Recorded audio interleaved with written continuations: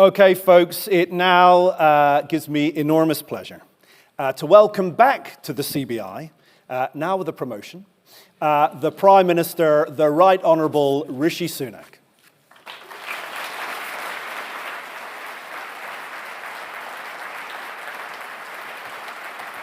Brilliant to have you. Nice. Thank you. Very good to see you. It's all yours. Thank you. Well, Tony, let me start by saying thank you to you and your team. The CBI is a valued institution in this country and a powerful voice for business. And let me thank all of you, because I know things are tough right now. You rightly want to know what you can expect from me. You saw what mattered to me as Chancellor with policies like furlough, acting with empathy in the national interest.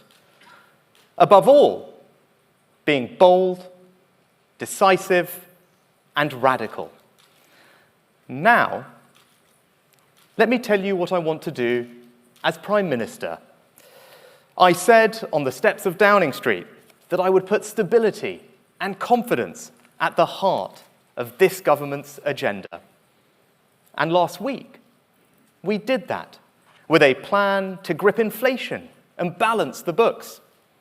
I said I would bring fairness and compassion to help the most vulnerable.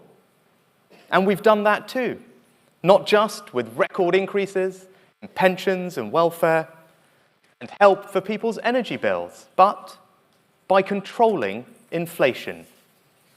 Because the best way to help people is by stopping mortgages, rents, and food prices from spiraling out of control. Re-establishing stability is the critical first step.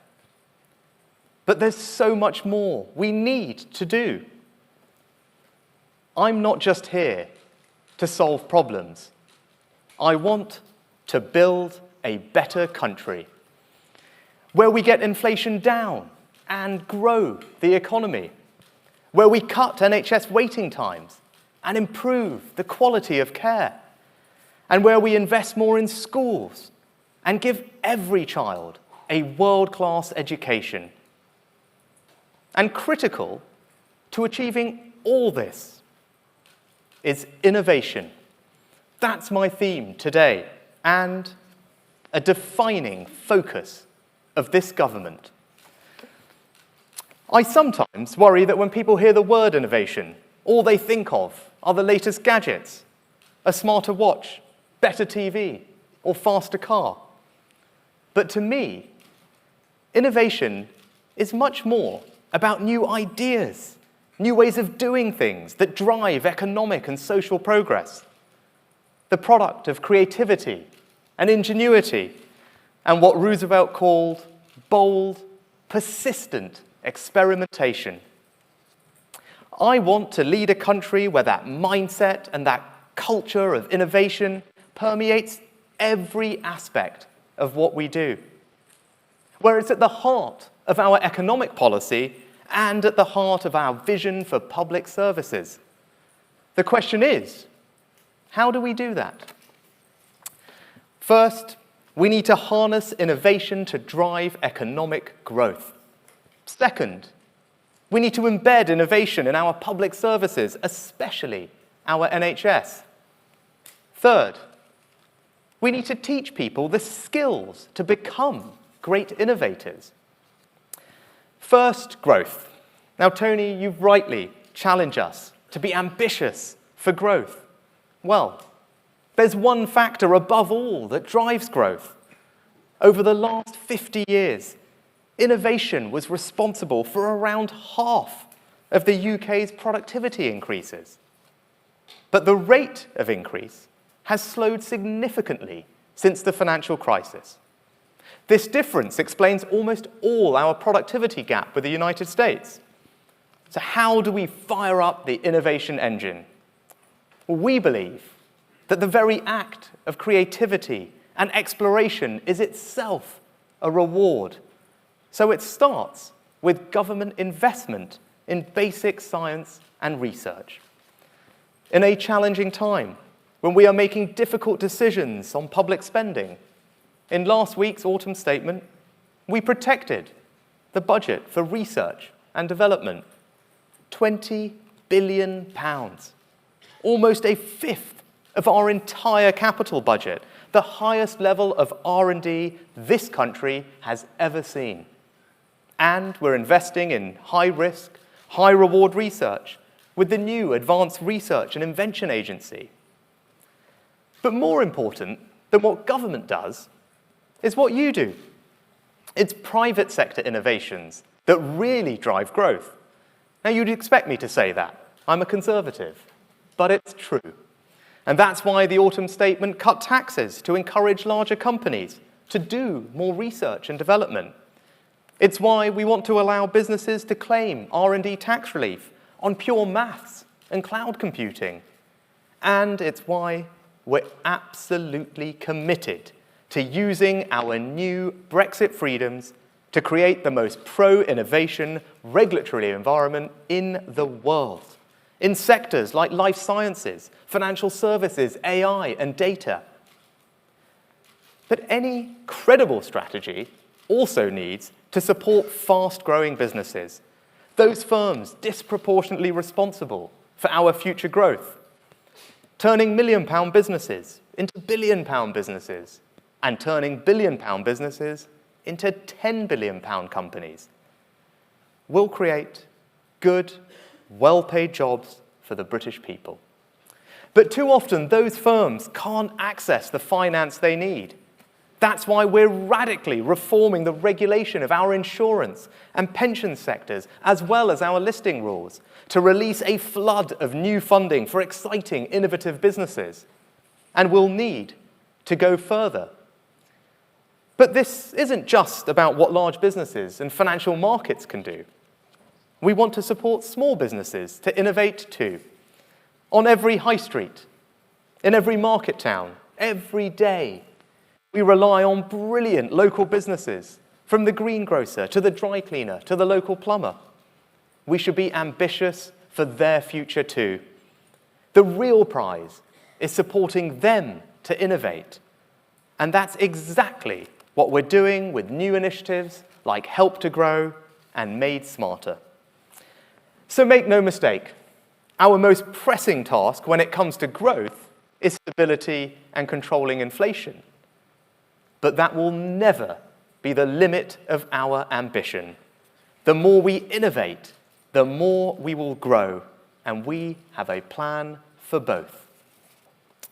Now, second, we also need to create a culture of innovation in our public services. Now, I grew up in an NHS family. It's in my blood. And as your Prime Minister, I will always protect an NHS free at the point of use. And that's why, in a budget where we had to make savings overall, we didn't cut the funding for health and social care, we increased it by £8 billion.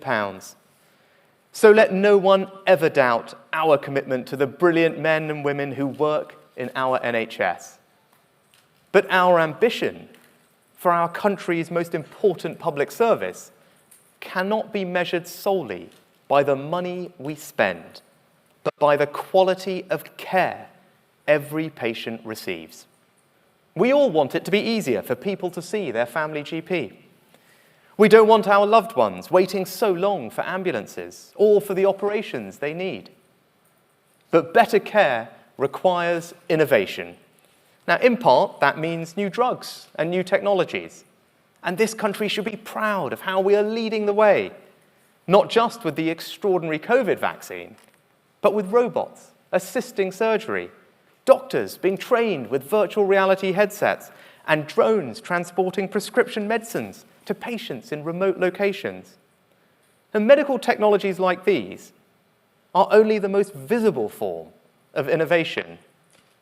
But we also need to radically innovate how we do things.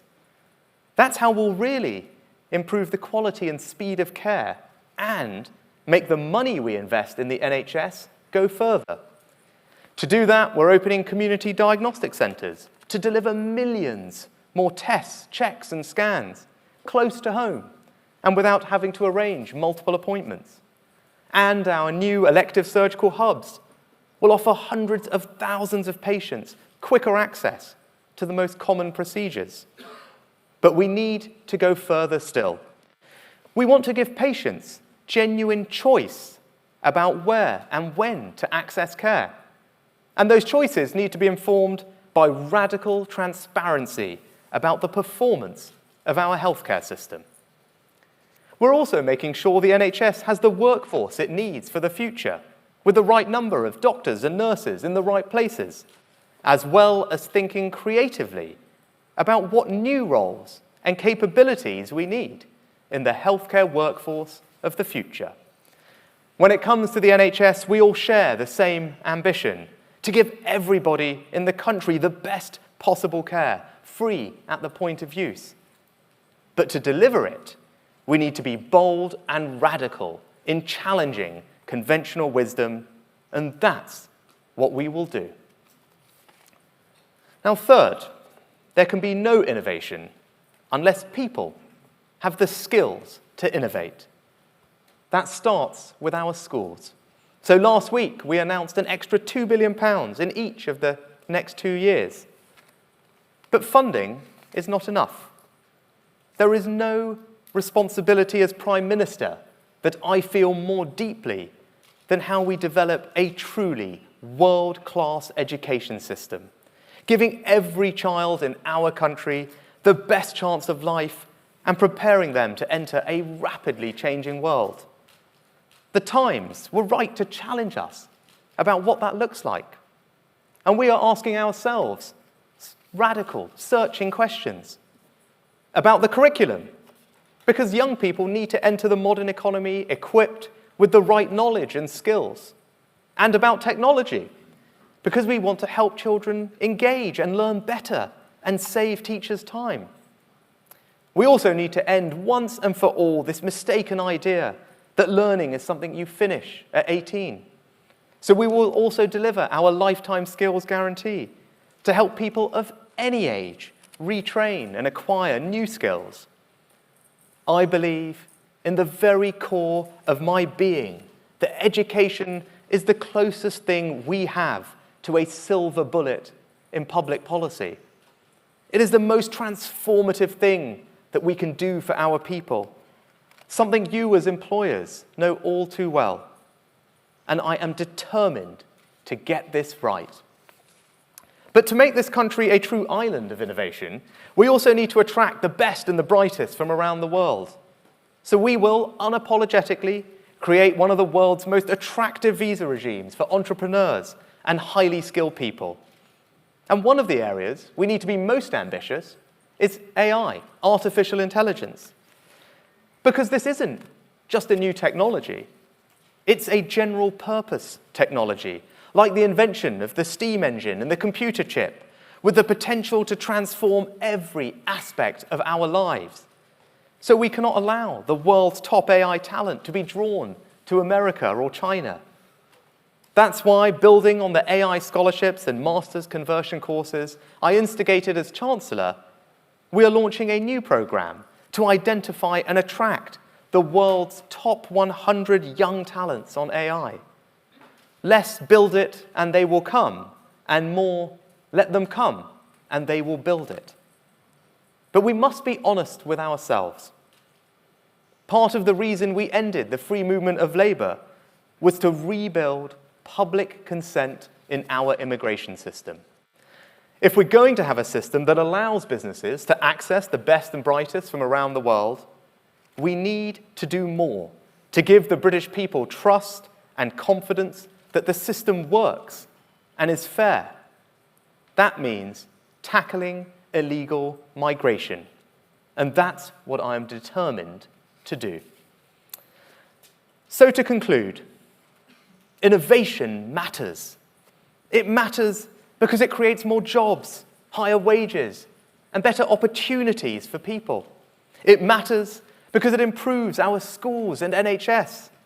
And over the long term, by boosting growth and creating more productive public services, innovation is how we will cut taxes for people and businesses. That's why I'm placing innovation at the heart of my governing agenda. And despite the challenges we face, I'm optimistic about the future. Because the golden thread of our national story has always been innovation. The idea that what's yet to be discovered is surely even greater than all that's come before. I want the United Kingdom to be a place of learning, discovery, and imagination, of potential realized and ambition fulfilled. That's how we'll improve the lives of all our people. And as your Prime Minister, that's what I'm going to do. Thank you.